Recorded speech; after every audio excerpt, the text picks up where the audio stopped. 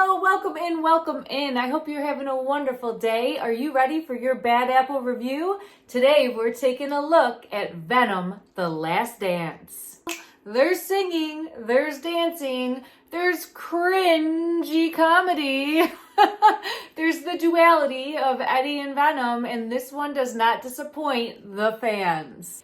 We get introduced to Venom and Eddie as they're back in their reality, trying to make sense of everything that's happened in the previous two movies. So, right away, we get thrown into them on the run and trying to just get away from anything that's chasing them, like the police, the government, and now add on top of that, monsters from outer space. Monsters that even Venom is afraid of. These monsters are searching for him specifically, him and Eddie, because they together hold the key to unlock Null. Null is a badass bad guy, worst of the worst. He's been locked away by these symbiotes, and they're hoping to keep him imprisoned for the remainder of eternity. Venom and Eddie hold the key to his freedom. These monsters, these xenophages, will stop at absolutely nothing to destroy them both and get the key. These monsters are bloodthirsty, and man, they can take a whooping. You beat them down, destroy them completely, and they are able to just keep on coming. Our plot unfolds as Venom and Eddie try to make their escape from everybody that's after them and figure out the best step moving forward. So Venom and Eddie struggle because when Venom goes full Venom form, that sends out this beacon to the monster that is after them for the key that they hold within them. So it kind of is a struggle to keep Eddie safe while being chased by other antagonists in the film. The rating on this is PG-13, and there are some swear words. There's at least one MFer, so be ready for that. And there's also killing in the Venom way, where you have the kills, but there's not any over-the-top gore or blood that you're seeing. So if you're taking anyone that is a little bit younger, make sure that they are very comfortable seeing Venom, all of Venom and the scare and the monsters on the big screen, because this movie does not disappoint with scary monsters in your face, feeling like they're breathing down your neck a little bit. You will get that scare, and I could see how anyone that's a little bit younger might be very uncomfortable with that. So just be mindful knowing that going in. This movie really takes a deep look at the relationship between Eddie and Venom. We get even more depth to both of these characters that is really delightful. If you are a fan of this franchise, it does not let the fans down, and it really showcases the playfulness and the banter between the two of them. I myself find it to be a little bit forced.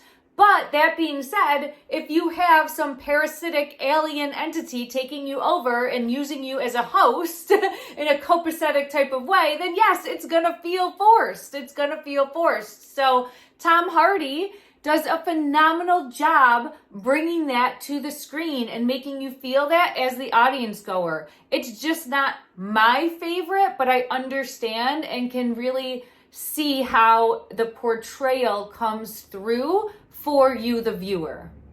So this is the third movie in the series. I would absolutely say if you are a fan of the first movie and the second movie, then you are going to like this movie as well, depending on how much you liked those ones. This is definitely a movie that is put together for the fans, and it doesn't disappoint. It is not going to disappoint you from a fan level. You are getting Venom, you are getting Eddie, you are getting their dynamic, you are getting action, you are getting comedy thrown in. It definitely delivers on what you, the audience goer, are expecting to see when you go. Their Last Dance. It's fun, and it does some things out of the box. The action is definitely over the top, and I enjoyed it, even from a level of not being a fan specifically of Venom. You can enjoy this action, and they do take things to the next level. There's a scene where you're jumping out of a helicopter and have like a mask come on that immediately dons the individual in scuba gear, and then the next thing you know, they're swimming up a river. I was like, this is badass. I want that. Like, that's what I want to be able to do. I want to jump out of the helicopter and then be right into the water at the push of a button. You're breathing underwater. I mean, they probably already have this stuff, and man, it is cool. It is cool, and it was fun to watch. Graphics on this film do not disappoint. You are always going to have something to look at. You, the viewer, is encompassed and pulled in. I got the D-box seat. I just splurged a little bit, and I'm so glad that I did, because I felt every like boom, boom, boom, boom, boom, every pounding sensation that came through or on the screen, I was feeling. And so I really enjoyed it. If you have the opportunity to do that, I do feel as though for this movie, it's definitely worth it. You won't be disappointed. It adds to your viewing pleasure, and it makes it feel like you are on a ride. So essentially, this movie is just pretty much 2 hours of Eddie and Venom on the run. They are on the run. There's action along the way, and it doesn't disappoint in action along the way with comedy thrown in, and then you get some reminiscing also, but it's pretty much just them on the run. Storyline in itself is very basic, and for lack of a better way to put it, it's garbage. It's utter garbage. Now, I don't think it matters too much, because I don't think the fans are really going to care. It's good enough that it gets you through the movie. However, don't try to dissect it much, because it falls apart quickly. It's like picking up mud and having it fall through your hands, or picking up the symbiote and having it just ooze out of you. It falls apart, it slips through the cracks, it's garbage. So the storyline is complete garbage, but it does allow for monster symbiote fighting and more symbiotes to be introduced to the audience, and it definitely delivers on showcasing Venom. The director is Kelly Marcel, and this is her directorial debut. She wrote the first 2 Venom movies, and now she's getting behind that camera directing the third, The Last Dance. It definitely feels like there's some agendas being pushed throughout this film and different narratives that are being explored. However, there's nothing terribly over the top and nothing that is too cringeworthy, but you can expect nowadays that there's different tones, undertones thrown into the film, and there definitely are those here. Now, we also have other characters that are thrown in that go along with these tones and agendas, one being a government leader that's more headstrong and anti-doctor narrative, I guess you would say, and he's kind of going after Venom and the symbiotes at all cost. Then you have the doctor, and she is more on the side of the symbiotes and the aliens, and more so looking to study, analyze, and save when need be. And then there's other characters that kind of fill her in. There's the addition of a family in this film that we get to meet as they're traveling to Area 51, which is being decommissioned. So that is part of the overall ongoings of the film as well. Area 51 is going to be dispersed, no more, and this family is going there because it was a lifelong dream of Dad to get to see Area 51 and is hoping to see an alien. So they are traveling across country. They do come in contact with Eddie and Venom along the way. And it does add something to the movie, an element to the movie of, I guess you would say, quote unquote, normalcy, albeit they are a quirky, out-of-the-box family. They're a family that is in the dark about the existence of aliens. I enjoyed the addition of this family. It kind of gave me Independence Day feels because they're just kind of out there, quirky out there. It does add a dynamic to the movie, and you do see them again in the third act. So this movie is 1 hour and 50 minutes, and I do feel as though the pace goes along quite nicely. There's always something to see, and you're just waiting for the next shoe to drop, right? Because Venom and Eddie are on the run, and pretty soon something's gonna catch up to them. Now, I will say I do feel as though the trailers ahead of the movie really threw in like so much extra time that I don't really know how long this movie truly is. Like, I wasn't bored, let's put it that way.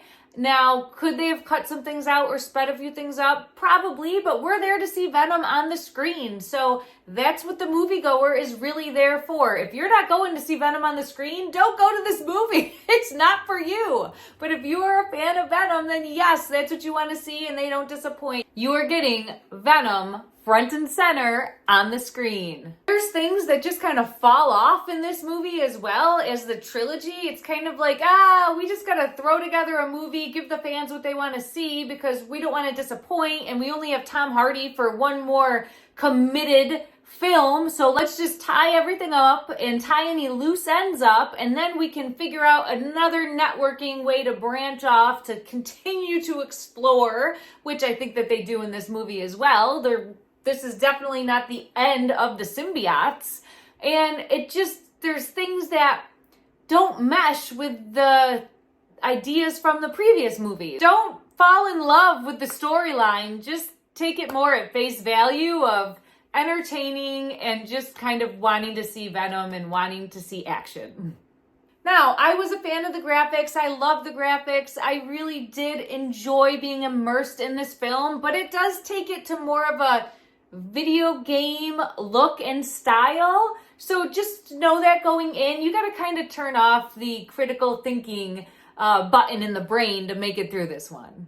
All in all, this movie, I had higher expectations. I really thought it was going to deliver more. I thought it was going to be better, but I get it. They have to dull it down from a studio standpoint because they want to make it PG-13, although being like right there at that line in my point of view, my perspective, I say just go all in. Let's just go all in. Let's make this an R. I want my R rating. I want my carnage.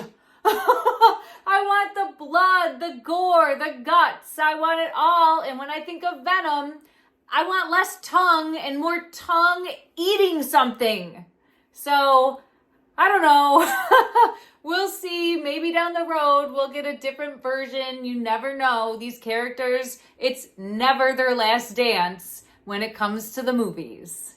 I liked the end of the film because in the credits, it shows some very artistic drawings, renderings of Venom, and I really appreciated that. I thought it was neat. I thought it was thoughtful, and I thought it was fun. It was interesting to watch that, and then it takes you right into the follow-up clip. So don't just walk out. Stay put. Butts in seats, people. Butts in seats. Stay till the very end. So, is this one to see in the theaters? If you are a fan of Venom, of the Venom series, then absolutely yes, run to the theater and see this. You are gonna love it. You will enjoy it. Splurge on the D-Box seats. It doesn't disappoint. If that's in your area, it really does make it feel like it's a wild ride, and I enjoyed it. Now, if you've never seen these movies, don't waste your time. Don't start here.